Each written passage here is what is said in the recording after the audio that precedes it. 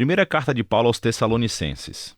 Esta é, provavelmente, a carta mais antiga que temos de Paulo e a história por trás dela é contada no livro de Atos. É onde Paulo e seu colega de trabalho Silas partem para a antiga cidade grega de Tessalônica. E depois de apenas um mês contando às pessoas as boas novas sobre Jesus, um grande número de judeus e gregos decidem seguir a Jesus e criam a primeira comunidade cristã nessa cidade. Mas havia problemas à vista. O anúncio que Paulo fez, que o Jesus ressuscitado é o verdadeiro Senhor do mundo, causou muitas suspeitas. Assim, os cristãos em Tessalônica acabaram sendo acusados de desafiar César, o imperador romano, quando disseram que havia um outro rei, Jesus. E isso levou a uma perseguição tão intensa que Paulo e Silas tiveram que fugir da cidade. Isso foi doloroso para eles, porque eles amavam muito as pessoas de lá. Assim, essa carta foi a tentativa de Paulo se reconectar com os cristãos em Tessalônica depois de ter recebido um relato de Timóteo de que eles estavam muito bem e que, apesar da perseguição intensa, eles estavam crescendo. E ele criou a carta com dois movimentos principais. Primeiro, é uma celebração da fidelidade dos cristãos a Jesus. E então ele os desafia a continuar crescendo como seguidores de Jesus. Esses dois movimentos são cercados por 3 orações. A carta começa com uma oração de agradecimento. Os dois movimentos são ligados por uma oração de transição e tudo é concluído com uma oração final. É uma estrutura muito bonita. Paulo começa agradecendo e celebrando a fé dos tessalonicenses, o seu amor pelos outros e a sua esperança em Jesus apesar da perseguição. E ele continua, ele reconta a história da conversão deles, como costumavam ser politeístas e viviam em uma cultura onde tudo era permeado por instituições e práticas que honravam os deuses gregos e romanos. Paulo fala sobre como eles se afastaram desses ídolos para servir ao Deus vivo e verdadeiro, e que agora estão aguardando a vinda do Filho de Deus do céu. E, numa cidade como Tessalônica, a decisão de fidelidade ao Deus Criador de Israel e ao Rei Jesus tem um custo. Isolamento dos seus vizinhos e hostilidade da sua família. Mas para os tessalonicenses, o irresistível amor de Jesus que morreu por eles e a esperança que eles têm no seu retorno faz tudo valer a pena. Paulo então reconta a história da sua missão em Tessalônica e das amizades queridas que ele formou com o povo. Ele usa metáforas muito íntimas. Eles o tratavam como seu filho e ele se sente como sendo seus pais. Ele diz que estávamos felizes em compartilhar não apenas as boas novas de Deus, mas também a nossa própria vida, pois aprendemos a amá-los. Paulo nos lembra aqui que a essência da liderança cristã não é poder e influência, mas sim relacionamentos saudáveis e serviço humilde e amoroso. Ele lembra que nunca lhes pediu dinheiro e que simplesmente veio para amá-los e servi-los em nome de Jesus. E assim, Paulo continua refletindo sobre a perseguição que eles têm em comum. Assim como Jesus foi rejeitado e morto pelo seu próprio povo, agora Paulo está sendo perseguido por compatriotas judeus e os tessalonicenses estão enfrentando a hostilidade dos seus vizinhos gregos.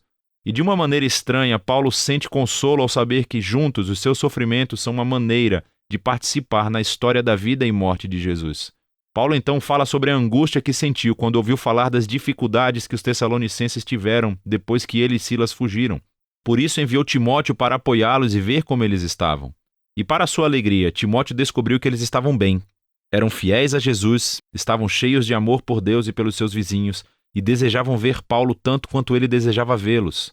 Então Paulo conclui com uma oração por perseverança. O que é legal é que ele apresenta aqui os tópicos que abordará na segunda metade da carta. Ele ora para que Deus aumente a sua capacidade de amar, que fortaleça o seu compromisso com a santidade, enquanto eles focam a sua esperança no retorno do Rei Jesus. Então ele abre o segundo movimento da carta, desafiando-os a uma vida que seja consistente com os ensinamentos de Jesus. Isso significa, antes de tudo, um compromisso sério com a santidade e a pureza sexual.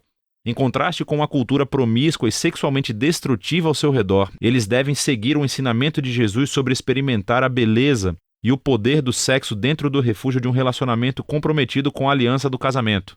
Deus leva a sério a promiscuidade sexual, diz Paulo, porque isso desonra e destrói as pessoas e a sua dignidade. Seguir Jesus também significa um compromisso de amar e servir os outros. Paulo instrui que os cristãos devem ser conhecidos na cidade como pessoas confiáveis e trabalhadoras, não apenas para ganhar dinheiro, mas para que possam ter recursos para se sustentar e compartilhar generosamente com as pessoas necessitadas. Depois disso, Paulo aborda várias questões que os tessalonicenses levantaram sobre a esperança futura do retorno de Jesus. E alguns cristãos na igreja tinham morrido recentemente, provavelmente como mártires, e os seus amigos e familiares se perguntavam sobre o destino deles quando Jesus voltar. Assim, Paulo deixa claro que, apesar da sua dor e perda, nem mesmo a morte pode separar os cristãos do amor de Jesus. Quando ele retornar como rei, chamará os vivos e os mortos para si mesmo. E Paulo usa uma imagem muito legal aqui. Ele usa uma linguagem que normalmente descreveria como uma cidade sujeita a César enviaria uma delegação para receber ou acolher sua chegada. Paulo então aplica essa imagem à chegada do rei Jesus. Ele também será saudado por uma delegação do seu povo que irá ao encontro do Senhor no ar, quando o receberem e o escoltarem de volta a este mundo, onde estabelecerá o seu reino de justiça e paz. Paulo então quer que os tessalonicenses vejam como essa esperança deve motivar a fidelidade de Jesus. E ele zomba da propaganda romana de que é César quem traz paz e segurança. Naturalmente, a paz de Roma veio através da violência, escravizando seus inimigos e por meio de ocupação militar. Paulo adverte que Jesus retornará como um rei um dia e enfrentará esse tipo de injustiça. Os seguidores de Jesus devem viver no presente como se esse dia futuro já estivesse aqui. Apesar da opressão que o mal humano traz, eles devem permanecer sóbrios e despertos naquilo que a luz do reino de Deus eleva tanto aqui na terra como no céu. Paulo encerra todas essas exortações como começou, com uma oração esperançosa de que Deus permearia as suas vidas com sua santidade, que ele os separaria para serem completamente devotados e inocentados até o retorno do Rei Jesus. 1 Tessalonicenses nos lembra que, desde o início, seguir a Jesus como rei produz um modo de vida verdadeiramente contracultural ou sagrado. E isso às vezes gera suspeitas e conflitos entre nossos vizinhos. Mas a resposta dos seguidores de Jesus a tal hostilidade deve ser sempre o amor encontrando oposição com a graça e generosidade. E esse modo de vida é motivado pela esperança do reino de Jesus vindouro, que já começou através da sua ressurreição dentre os mortos. Santidade, amor e esperança futura. É disso que se trata 1 Tessalonicenses.